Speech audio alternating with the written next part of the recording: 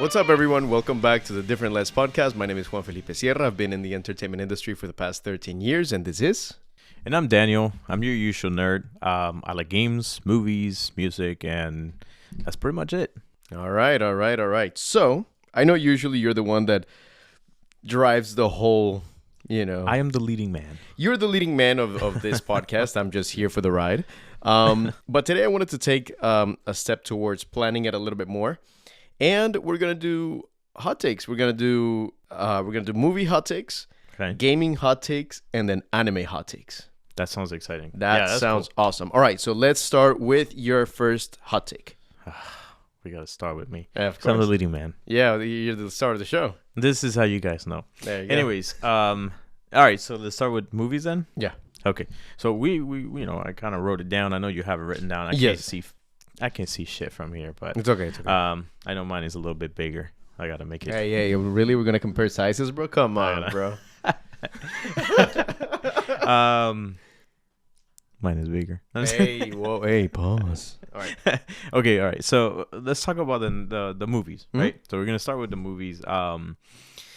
Yeah, I mean, okay, we're gonna start with the one that probably a lot of people might agree, and then you might agree with this one, but there are some people that might disagree, and then because we're gonna talk about the actors specifically on this one, which is I feel like there are too many actors doing the same roles. Facts. Right. Facts. I feel like there's a lot of actors that are doing the same exact roles. Yes. And it's consistent throughout whatever genre we're doing. Yeah, We've seen some actors doing the same type of roles. And, especially it's happening a lot like in, I guess, like the comedy side of it and kind of like the action comedy. Yeah. So just to name one, and I guess you can name a few too, The Rock. Yeah, of course. Every single, and I think we talked about it in a previous episode at some point where we discussed this a little bit. But I feel like The Rock does the same exact. It's the same character. Have you seen the meme where it's like 4 pictures of The Rock, all with the same kind of the same and shirt. it's like, oh, these are all different movies, kind of like yours. Well, they were more greenish than gray. Yeah, but it's like a button shirt with like short cut sleeves, off. so he can see his muscles and shit. Yeah. Okay, what do you think? What other actor do you think? Because I think we can agree. Yeah, like if we want to move away from action comedies in specific, like there's a lot of actors that have played the same kind of roles that you're like, again with this guy. Like, for example, John Wayne. John Wayne, for the most part, played the fucking cowboy, the outlaw, the one that like tried to fix all the problems of the town, or he was the bad boy or whatever. Same thing with Al Pacino. Al Pacino always played like depending on the stage of his career. The early days he was more like this and the Chico and then afterwards he just yelled at the top of his fucking lungs in every line that he needed to deliver. So he wasn't even like a good morning every time. He was like, good morning. It's like, oh Jesus, my guy. Yeah. Let's do an honorable mention right here to our boy, the GOAT. That's why he's the GOAT, Steven Seagal. Oh, fuck Steven Seagal. He's a piece of shit. Fuck him. Fuck that guy. Fuck you, Steven Seagal. Wow. Okay, we touched some delicate territory, but he's the same in every movie. Like he cannot lose the fights. His hair cannot like get undone. I mean, it's just the same thing. But let's just give me another one. I know you got more. What am I? Okay. Oh no, another actor. Just another actor before we jump into the next one. Well, Kevin Hart. Kevin Hart plays Kevin Hart in everything that he does. Yeah. So like it's always the same fucking 5 jokes. He's short, he's black, and then again he's short and he's loud, and everybody picks on him, and it's like, bro, you don't have more range than that. Listen, I think this is going to be maybe a little bit. We're talking about hot takes, so I think this is going to be a hot one in terms of the actors. But I feel, and hear me out on this one, even though he's a good actor in my opinion, I feel like in most of the movies he does, it's almost always the same. Not necessarily, but like Matt Damon. He just looks the same. I don't know. There's something about him that like, I mean, personally, I'm not saying that he's bad. It's just saying like, I don't know why, like, or maybe he's the type of roles that he plays, like, they're very similar. Yeah, most of them have like a Boston accent, and most of them are kind of abrasive. Yeah, but for example, like...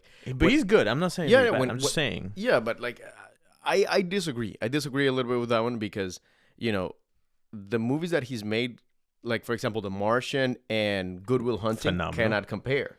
Like the characters are completely different. Even the humor, because in Good Will Hunting, his humor was more aggressive and he was more like challenging and he was more like in your face. Whereas in The Martian, it's comedy to himself. He's trying not to go crazy just with jokes. So I disagree, but please expound on your take. No, I mean, I just personally feel like he like I said, I feel like he's a good actor. He has had some good movies and everything. I just feel like he is a character that looks almost the same.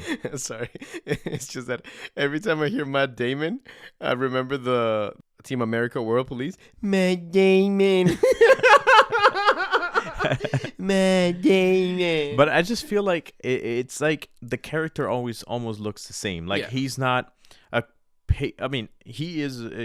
He's done some good stuff. Don't get me wrong, and like I said, that's why I think it was a hot take. But it's just not like a.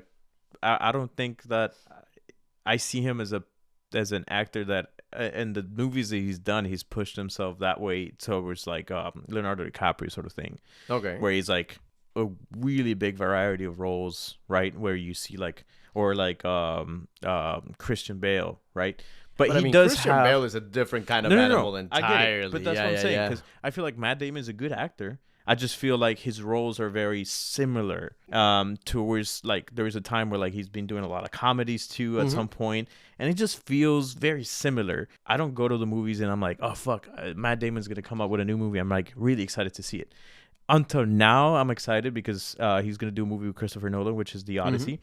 Right? I mean, he just did one with Oppenheimer. Yeah, correct. Yeah. So that, for me, because of the director, I'm like, oh, wow. Okay, I'm kind of wanting to see it. Yeah. Right. But, like, before, I'm like, there was a period of time where, like, I'm like, you know, like, the movies that he did were kind of forgettable, in my opinion. Right. No, for me personally. Agreed. Right? He's had some really good movies, but there is a period of time where, like, some of the movies were quite forgettable, really. Right. Like, I can't remember a movie from Matt Damon that was, like, stands out for me right now. Can you? Oh, I can name like a few. Like recent. I mean, The Martian, which was in 2017, 2018. Mm-hmm. A little more Oppenheimer. Recent. Yeah, but Oppenheimer, let's keep it on the outside because Oppenheimer, I mean, Christopher Nolan has a great He's part semblance. of the ensemble. So. I get it. But like where he was the leading man. Aside from The Martian. Recent, yeah, no.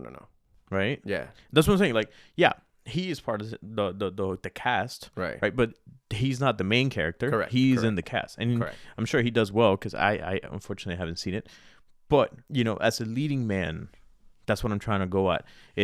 Yeah, I don't think he's done leading man material for a while. That doesn't mean that it detracts from him. Correct. No. Like I said, it's not about saying that he's a bad actor. I'm just saying he's, for me, one of those type of actors that has done a lot of similar stuff, and it kind of becomes a little bit forgettable. Okay.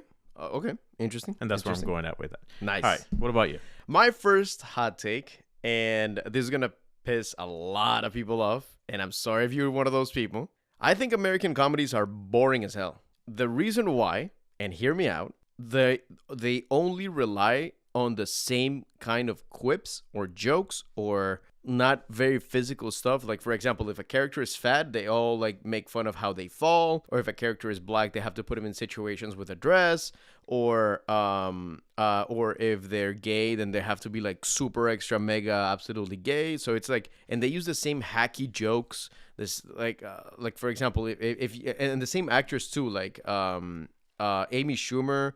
She's always, talking about her vagina or having sex or, shit like that. Or, you have fucking Kevin Hart. We were just talking about him, Kevin Hart doing the same shtick over and over again. Well, Seth Rogen actually has come to a level where I'm like, okay, I respect him a little bit more. Mm-hmm. But Seth Rogen, when he was doing a lot of the stuff with James Franco, oh, it was fucking painfully boring. That's why I prefer British movies. British humor, first of all, is drier, is just fucked up and in your face. Like, there's a lot of jokes that you don't know if you should laugh or just kind of be like, ugh. But that's the best part of that comedy. That is just like they're gonna put it in your face. You decide what you want to do. There's a lot of physicality too, like the Cornetto trilogy. The Cornetto trilogy are some of my favorite, especially comedy movies of all time, because there's a lot of physicality on it too. Right. Or Shaun of the Dead. Shaun of the Dead. Yeah, absolutely. Very Hot fun. Fuzz. Hot Fuzz is an absolute gem. Very fun movies. But yeah, I think like even series like the IT Crowd. The IT Crowd is one of my favorite series of all time. It is absolutely hilarious. A lot of comedy movies in America rely on that. Like we're just talking about like a lot of actors that do the same thing. Ryan Reynolds. Wait, let me Uno reverse this for a minute. Uh-huh. Do you think, right? And this is again a question that is going to be probably in your brain a little bit.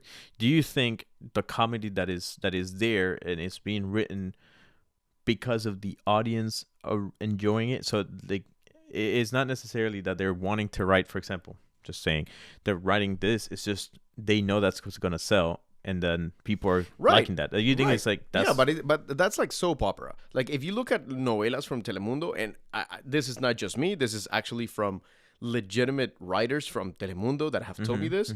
It's the exact same movie. They just switch around the characters. So in one, you're the bad guy, I'm the leading man. In the other one, I'm the bad guy, you're the leading man. But the story's exactly the same. They just change the location. Who's the bad guy? Who's the good guy? Who's the love interest? Who's the asshole of the group? And that's it. Right. So it's kind of the same thing. It's the same jokes because it has landed once, so he's gonna land again, and yada yada yada. But I want more like, like for example, a movie like What We Do in the Shadows, of like 3 vampires just living in New York, but they're like, Victorian vampires trying to live in New York, like the series from FX. It's the same thing with which they have an actor that is one of my favorite fucking comedic actors, Matt Perry. Okay. Matt Perry, he's so overly dramatic in the best possible. He just chews a scenery. Like no matter what he does, he just has to do it extra in the best possible way. So that kind of like overacty, like super, like has its moments, but everything else is just dry in your face. Like for example, a guy like Ricky Gervais just says shit that you're like, Jesus, but at the same time it's so funny that you cannot deny the laughable factor of it. You know what I mean? Yeah, I mean, I do have to agree to a degree with you when it comes down to comedy movies. The thing is, and this is kind of what we discussed a little bit prior, we kind of mentioned something we in general, but I think that it comes down also to an oversaturation of movies that are coming out, right, which is overshadowing the good movies because there's so much, right? Like we have so many streaming services also releasing their own movies, their own series, and I feel like there's a saturation of things to watch. Correct. Which is great. I'm not saying that's bad. I'm just saying is creating that divide where you're just seeing so much movies from like like the comedy is like the same type of comedy over and over and over, and it's like they're just recycling the same comedy over and over, which brings me to that point that we mentioned before of like on a previous episodes of like why do they do these reboots or doing the same things, because it's like you already seen this and then they release the same thing over and over, but it's like there's the audience is the one wanting to see these things, right? Unfortunately, I mean, fortunately and unfortunately, like fortunately in the sense that it's easier to understand what people like, and going back to like a little bit of the discussion that we had from AI, it's easier for AI to be a CEO than to be an artist. In that sense, AI could be like, okay, they like this, and this. Just shoot it, just do it, and just here's the money. When it comes to art, is like, how do we make it impactful? How do we make it funny? How do we make it like hit? Where's the punchline? How to deliver the punchline? So there's a lot more variables. And yes, I'm kind of speaking in broader terms. I am not a CEO. I'm not a producer. I'm not a studio head. Of course, I'm going to be talking out of my ass in that sense. Well, I mean, that brings me to my second hot take. Okay. Great. So that piggybacks from this one. Yeah. And the second hot take for me would be, and I'm going to say this is the best possible way. I do love them, but I feel like big budget movies suck. Okay. Just because we're going into, I feel like for the last couple of years, we've been coming into an era where big budget movies. Wow, that was a mouthful. Big booty bitch. big mouthful. I was gonna say. Big fucking Big Mac, big boy, big bitches. Like, ooh, Big Mac. Okay, anyways. Okay, so the big budget movies, they're kind of sucking a lot especially as of late, which we've been talking about it in the previous episodes. If you haven't watched them, go back and watch them Please because we watch them. talk about them. Yeah. Because I feel like they're just throwing money, right? Like they're just kind of like Suave, just throwing a bunch of money into a bunch of shit, and it's just like ideas that sometimes don't lead into anything, right? That happens all across the board: horror, drama, comedy, whatever it is, whatever. For me, I feel like the big budget movies are just coming into. You reach the top. Okay, you spent millions, but it still sucked. Right, because there's a difference, and that's a point that we also hit on that previous episode, is that sometimes scarcity brings innovation.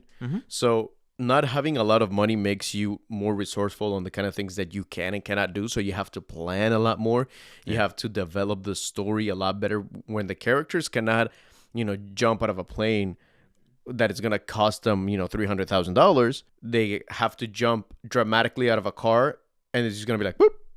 And it's like, fuck, So they have to be, the jokes have to land harder, and they have to plan a lot more difficult because they need to have that budget, that small budget that they have. They need to squeeze every single penny out of that so that they don't run out of money in the middle of production. Yeah, and not to just say that all the movies are bad, that all every single one of them, right? Like it's not all of them, right? But there is a big amount of movies that have big budgets that just simply they just don't make it, right? And just it gets to the point where you're just like, okay, I paid to see this movie, right? For some of us that still go to the movies, anyways, but you pay to go watch a movie, or you pay the streaming service to watch a movie, and it is a huge budget movie, and it's a letdown, and it's just like, it happens a lot. It happens a lot. It happens a lot, and I mean, this is something that has happened always. Yeah. But I'm just saying, like,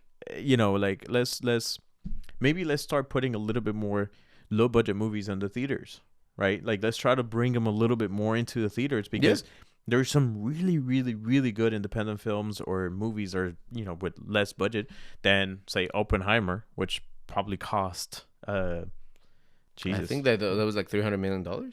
I don't know, but I know it was a lot of money. Yeah. So but it wasn't. It was a good movie, but I'm sure that for a fraction of that, we have tons and tons of movies that could go to the movie theater, and I'm sure. Right, but in that sense, it's like when we talked about in the first episode. Going back to it, it's riskier. It's Watch it. What, please? Watch it. Watch it. But on like what we were talking about is that like it becomes a risk, a financial risk, because out of those 5 movies, maybe one hits. Sure. And it could make up for the other 4, but it's still a financial loss. Sure. Whereas somebody like Tarantino or Christopher Nolan, they're guaranteed hits. Correct, but for example, movie theater could maybe start, reaching to the smaller studios to be able to show a wider variety of movies, rather than just focusing on, let me have the latest movie, because it's not always going to be, even if they have the biggest movie that's going to get released, it doesn't always get packed. Correct. So if they start bringing a little bit of those independent films, they're not losing necessarily a lot of money, because they're just going to bring it out, people are gonna go watch it, and they might be surprised that people start saying like, "Oh, that movie was phenomenal," and then like word of everybody mouth. wants to go and watch it, right? Agreed. I think that could be it. Okay. But anyways, so my second hot take is that romantic movies are a terrible example of romance. Well, I mean, I don't know who's.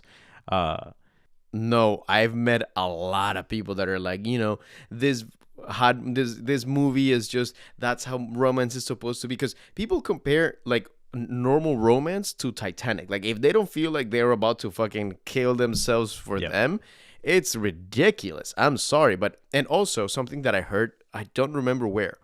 Oh, it was a couple psychologist, a relationship psychologist, that said this, that it completely blew my mind. And I was like, holy shit, how did I never notice before? Every romantic movie, or 99% of romantic movies, are all based on cheating. And that's, like, it normalizes cheating. Yeah. Titanic is about cheating. The Notebook is about cheating. Most Hallmark movies are about cheating.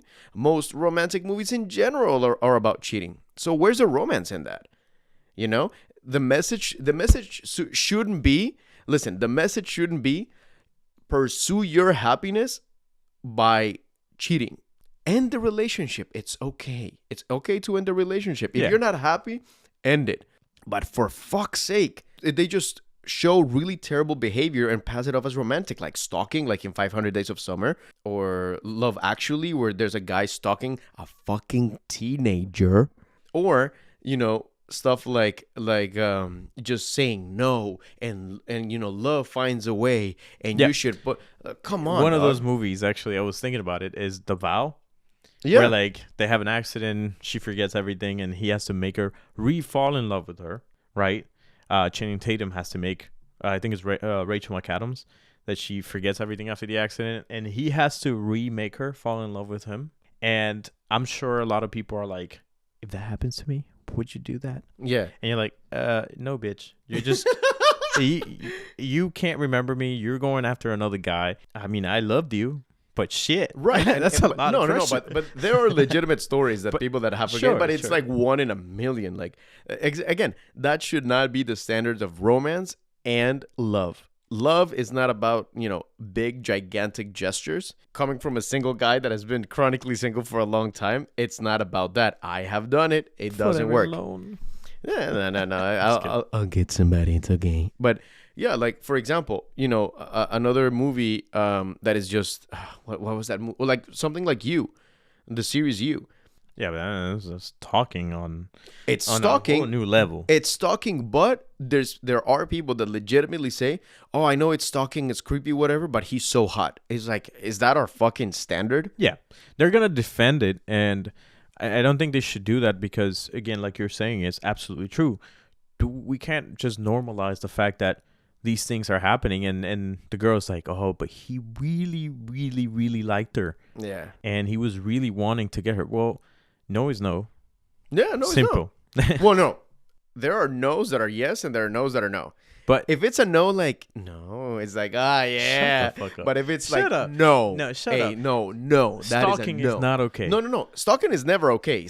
Stalking is never okay. But if you're flirting with a girl and she goes no, that's a different than like no. Yeah, but I feel like I think they believe in the first season after what happens with the girl. I'm sure she made it clear she that made it she clear. did not Yeah, no, want she him. made it clear for Uh, sure. You know what? I actually, I don't know if you're done with that hot take, but Yeah, no, go ahead. Go ahead. I think I have a hot take right now that I want to explore a bit, and Uh-huh. maybe you can help me with this one. Uh-huh. And I did not write this one; I just put it in my mind because I feel like more movies should end badly. In other words, not having like not they suck, but like have a like the ending is the worst ending.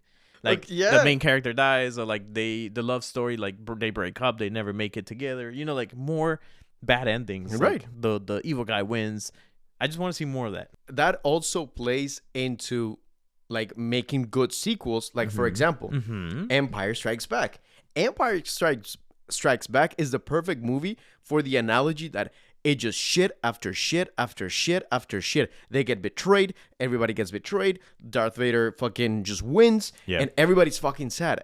And it's a great movie. Why? Because you're expecting the comic book ending of like everybody, the fairy tale ending of everybody is happily ever after. Which the hero makes a comeback. the hero makes a comeback. Yeah. They all live. They are all happy, whatever.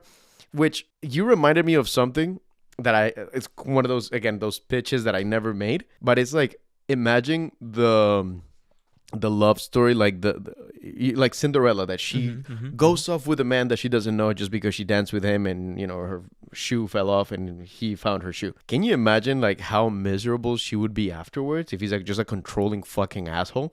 That would be hilarious. Like, yeah, make it like, imagine a movie that starts at the fairy tale ending and the whole movie is just you're a piece of shit of a human being, and and the lady's a fucking crazy bitch.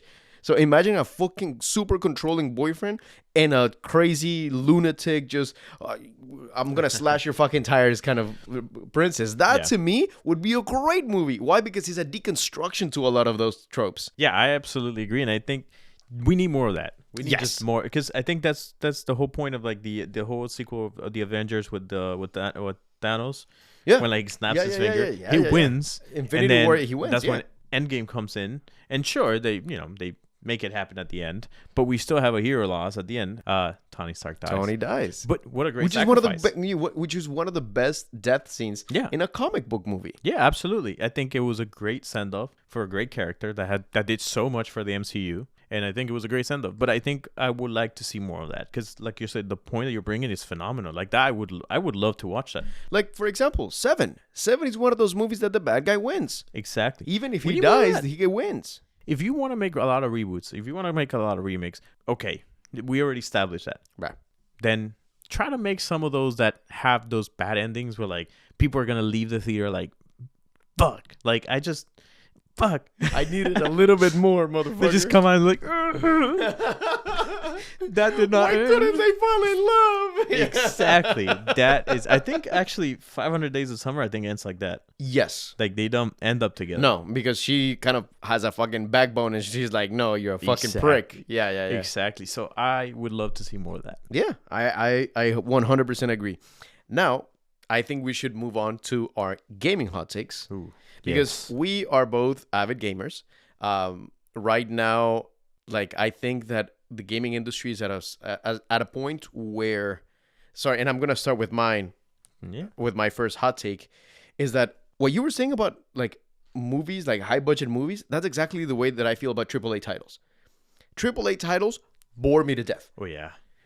AAA titles, like when things like The Last of Us came out, or God of War came out, or the newest Metal Gear Solid came out. Yeah, like those. They were new. It was a fucking phenomenon. Mm-hmm. Now it's just kind of like another fucking Assassin's Creed is gonna come out. Another fucking those games. Another Call of Duty is gonna come out. GTA is different, but another Grand Theft Auto is gonna come out. Another it's like, guys, like, make new titles. That's why I'm excited about Underdog's new title, the new IP that they're making. It's something new. It's kind of like Star Wars-y, but I can't wait for that. But it's because Naughty Dog is one of those studios that has consistently delivered on quality, storytelling, acting. Like, everything about them is just over the top. But there's so many things like EA, like, Gearbox, Ubisoft, like a lot of those. You studios. actually took one of my points. Actually, well, it's not. You took it. I mean, it's very similar because I was actually going to talk about the Ubisoft copy and paste. Oh yeah, that's continuously happened, right? Where you have similar movements in a lot of the games across the board because they just have this similarity that an Ubisoft game feels like an Ubisoft game, right? Period. Like, you and not play in it a good way. Not in a good way. No. And obviously, it's also dripping into other gamings, like you said. I think 2K is having that issue right now with all their gamings, their sports games, right? Doesn't feel very the same. Like, they just released a WW 2K25, or I think it's going to come out. And if you look at that compared to 2K24, it's the same WWE, thing. It's the same thing. They just added a bit of skins, like the and new maybe a little sweat. The new hair on the nipples or whatever. But exactly, it's you look at them and they look essentially almost the same. I think they just added for 2K25, just not to go too much off topic, but for WWE, they added something called kind of like the city, which is like where you can walk around the city as a wrestler and meet other people, beat the shit out of somebody. Beat out of somebody. Now, that's a fun thing to think about. But when you remember that if you played NBA 2K, right, they do that. They have the city where you walk around a gigantic city where you just run and then you see other people playing at the same time, playing in the courts, and you jump in a game with people. It's not a bad idea, but it's essentially the same thing. So we just copied from another game and just bring it into WWE, and call it innovation. Correct. That can pivot into my second point that I was going to make, because obviously that same one, I think we had kind of like the same one. But I was going to say microtransactions, and this is going to be terrible. Bad for players, but good for the industry. Why do I say that? Right? Okay. I know it's terrible to say. Okay. No. I would love to hear this, please.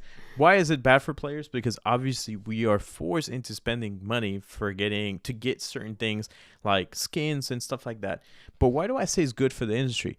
Think about it for a minute. How long has Fortnite lasted? It's been 6 years? A long time that Fortnite has been lasting. How long has Call of Duty lasted? And it has moved into a microtransaction sort of with the battle pass sort of thing. But still, Hold on, because there's a difference between microtransactions for skins and there's other like microtransactions to win, like pay to win. Right. No. And we can talk a little bit about both. Okay. Why do I say both, and why do I say still? My point still stands, regardless of the way you look at it.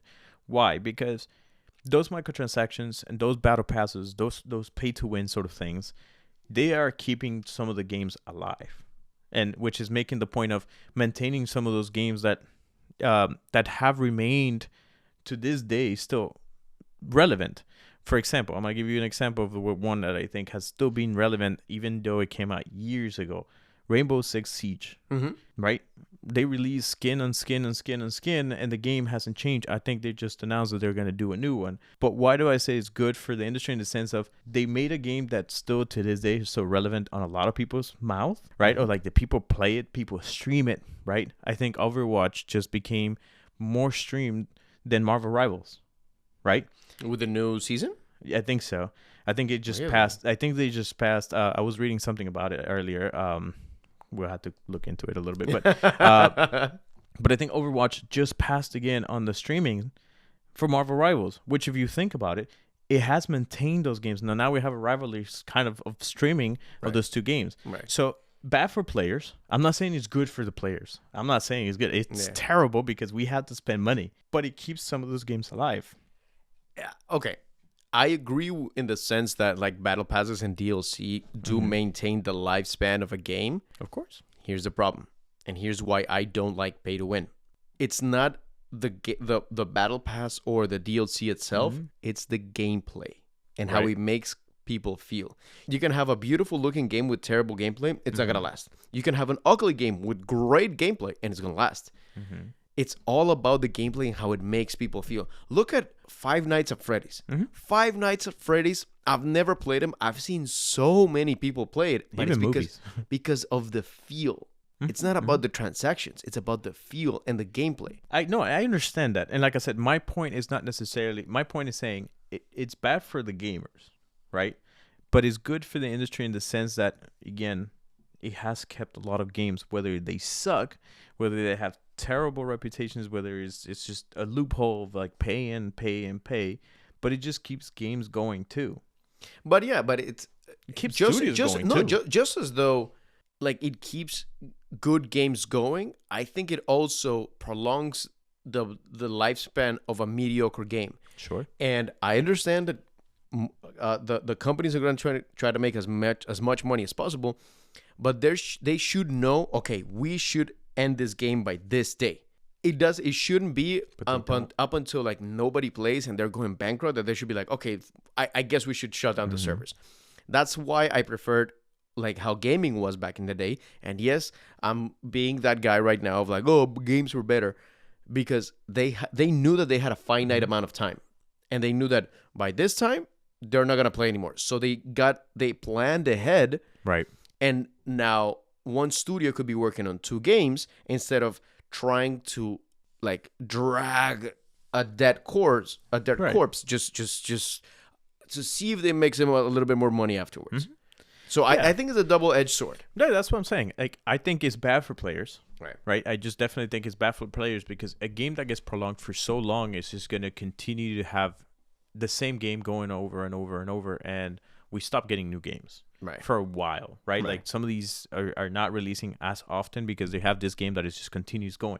Why do I say it's good for the industry as well? It's also, again, going back to that same Fortnite sort of thing, not only created a community, not only created a lot of streamers got the opportunity to do it.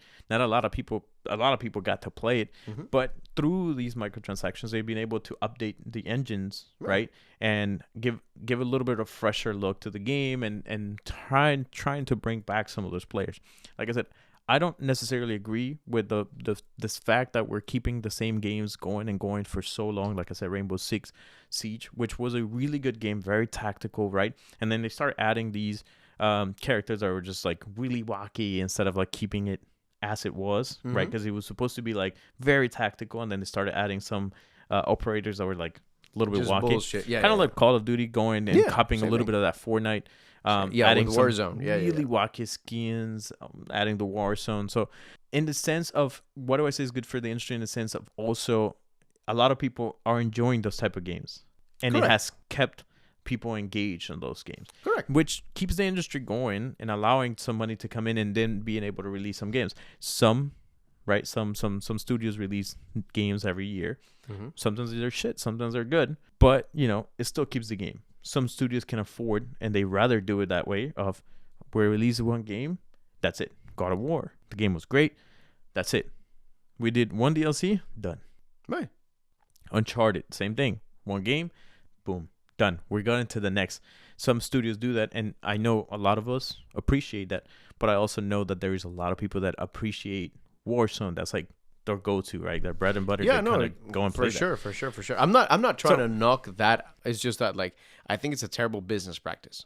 It is, but Yeah. it's been good for the industry. Okay. I'm gonna go into my second hot take. I know this one is gonna piss a lot of people off, especially PC gamers. Ooh, If you're not the PC rays. look, I'm gonna look straight in your fucking soul. If you're a PC gamer and you use hacks and auto aim bots, it's like an athlete taking steroids. It should not be allowed. And I'm thankful. I am really thankful that Marvel Rivals took the initiative of splitting PC gamers and console gamers. Why?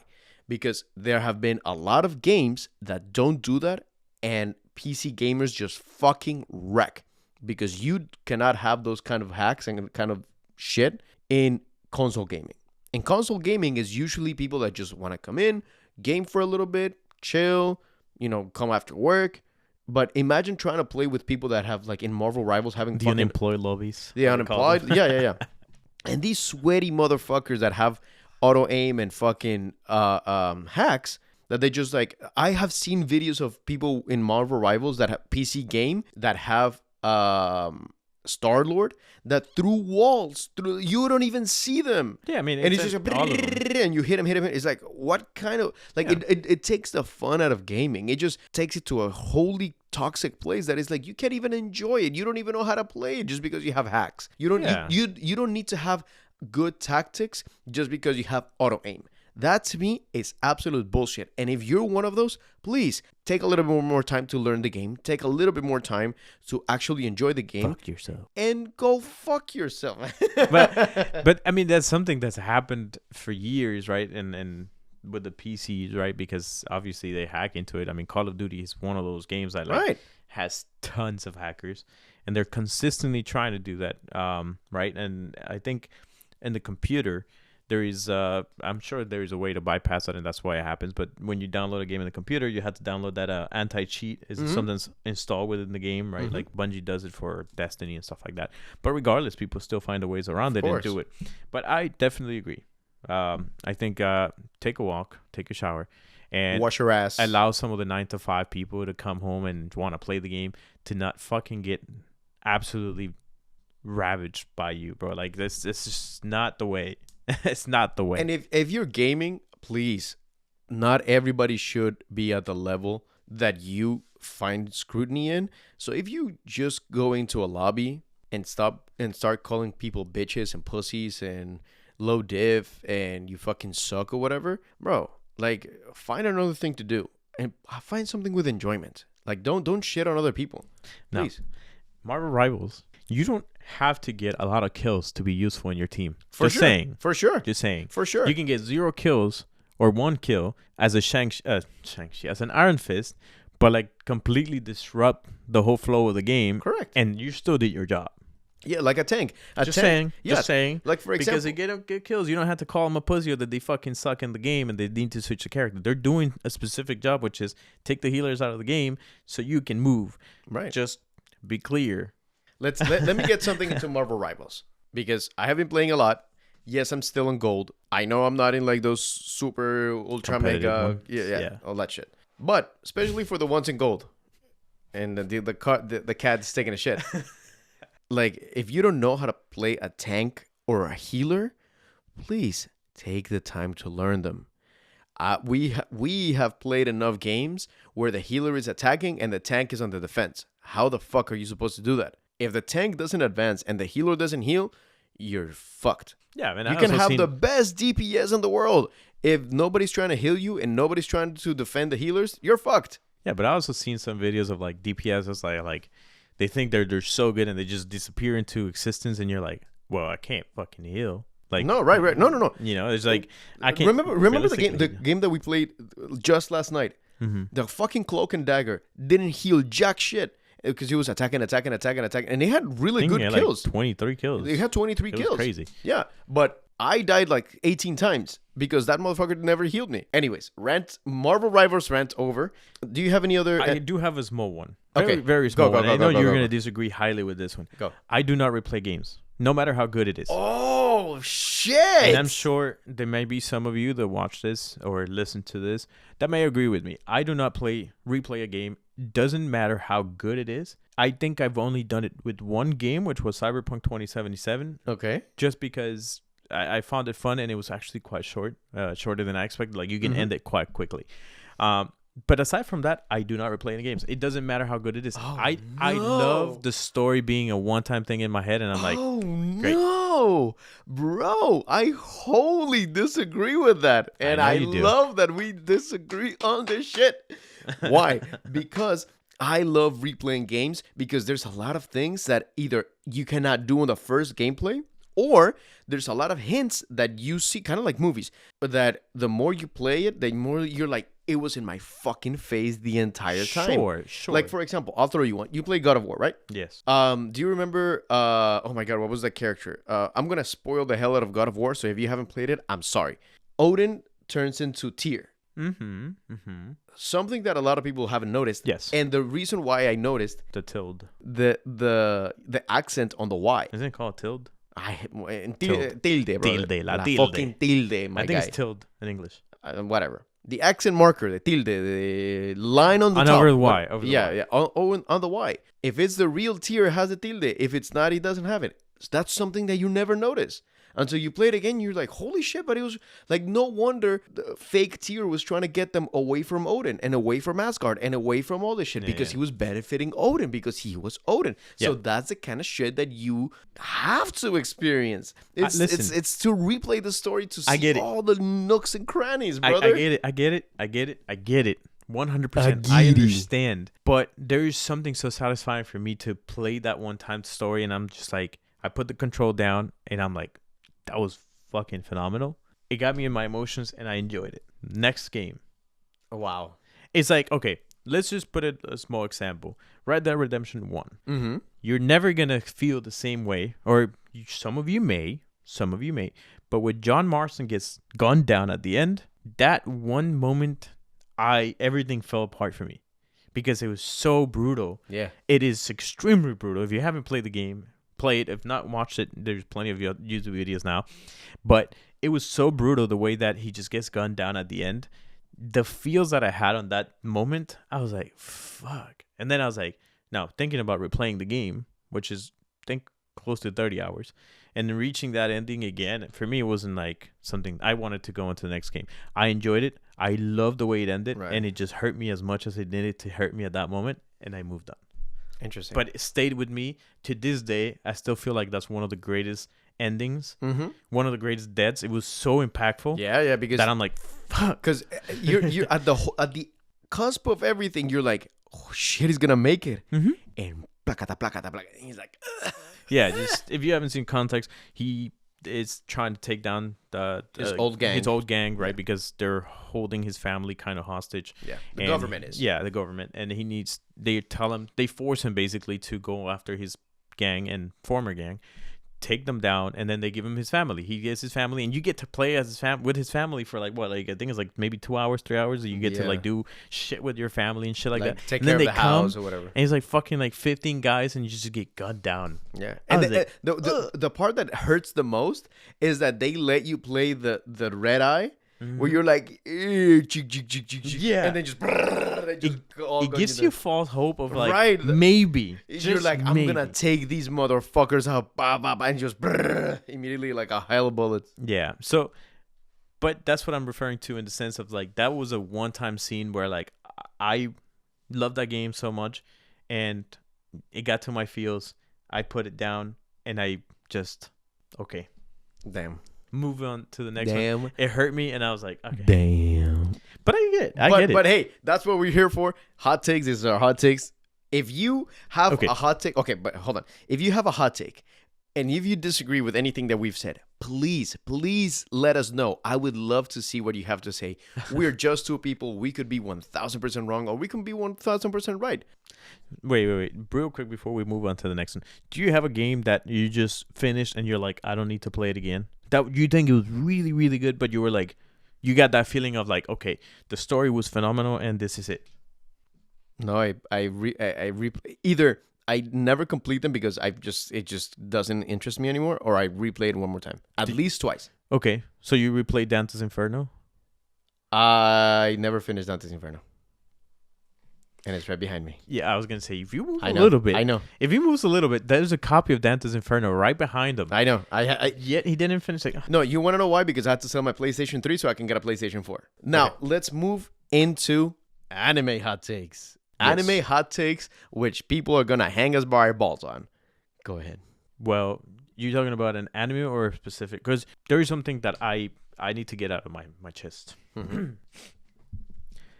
I do not enjoy funny anime.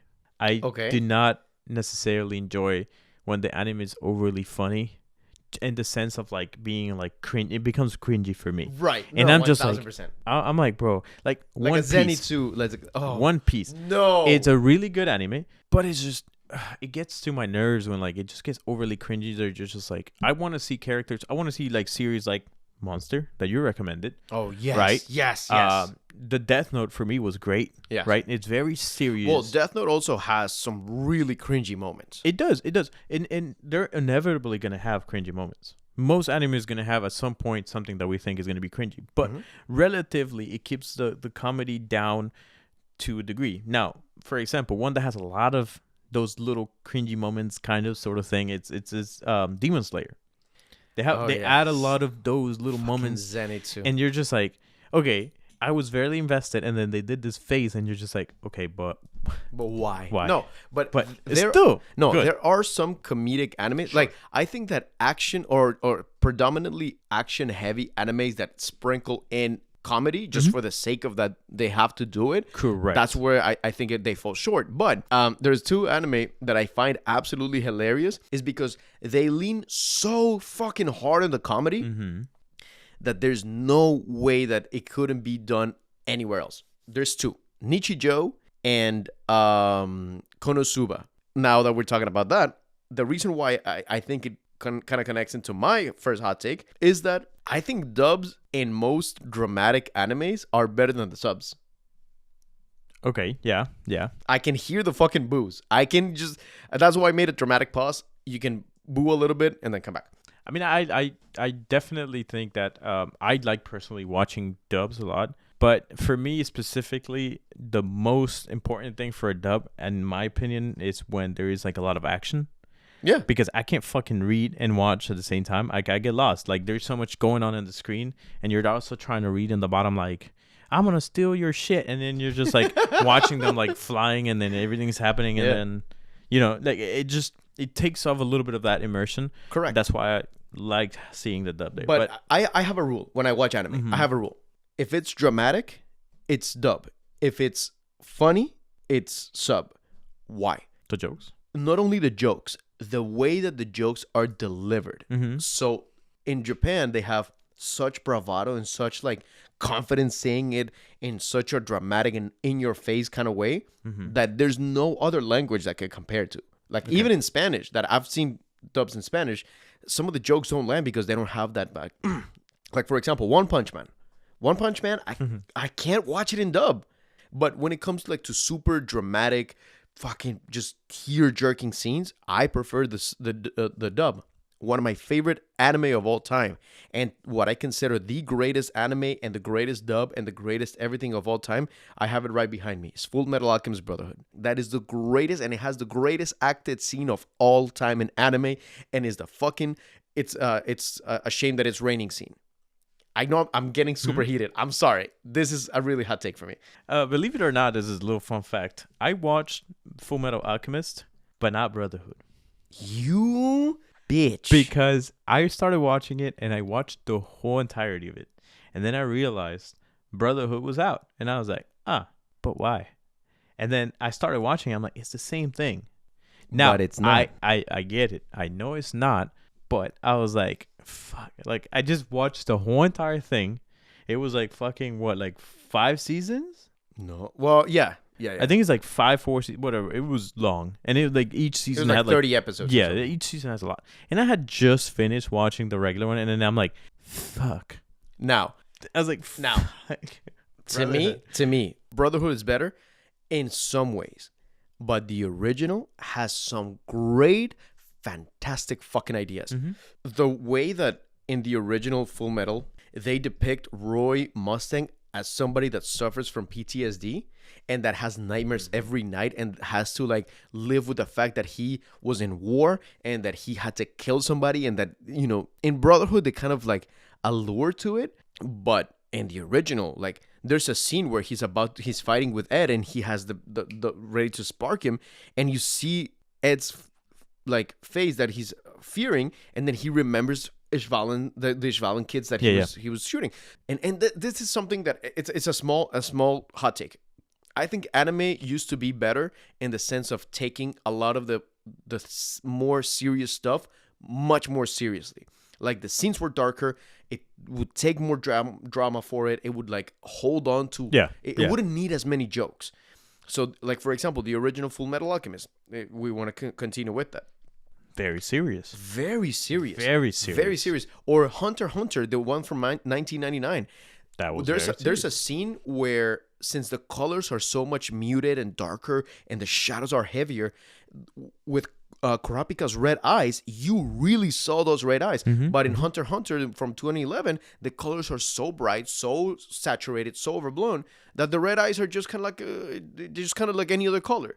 Yeah, you know? Yeah. So, yeah, I definitely think that going a little bit to that, it's just I like animes that are a little more serious. Right. I do think that I can enjoy them a little bit more. Not to say that I don't enjoy, obviously, the funny ones from time to time, and obviously nowadays most of the ones that we've seen have sprinkled now a little bit of, you know, comedic relief here and there, and it's not bad necessarily. Dan is very good. He has a lot of comedy, right? Yeah. So you can almost categorize it as a comedy action, right? Because it's a lot of it's an action comedy, but it doesn't. It like, that's why the few romantic parts that it has, it hits a lot more. Yeah, that's why. And I know you don't like this one too much, and if you watch it, probably some people like it, some people don't. Solo Leveling. Oh no, dude! I don't find a lot of comedic relief in that one. It's more serious to the fact that he is getting overpowered, and that brings me into my point, which some of you may agree, some of you may disagree, and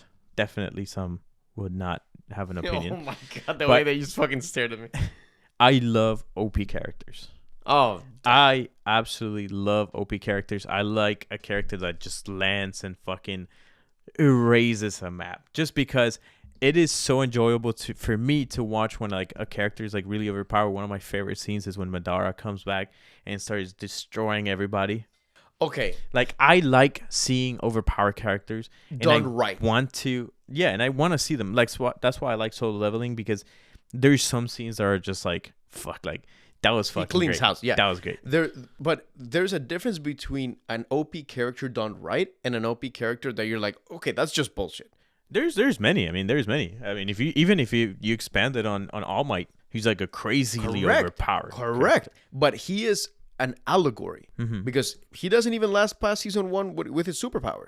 But that's the thing. Like, I want to see those characters, like a full series on All Might just fucking destroying everybody. I would love that, like being the icon where everybody's like, oh my god, All Might is there, and then All Might just being like, I am here, and then you're just enjoying the fact that I am here, motherfucker, and you're just enjoying the fact, because in the movie, there's a part in the movie when he was a little bit younger that he's like going all out and he's going fucking nuts. Yeah, dude, those things are so enjoyable, because it's an enjoyable way of seeing an overpowered character. Right, but it's a scene. It's not the whole series. That's the thing that I don't like about Solo Leveling, is that to me it's just boring. I would say give it a shot. Watch a little bit more. If you don't like it, you don't like it. That's fine.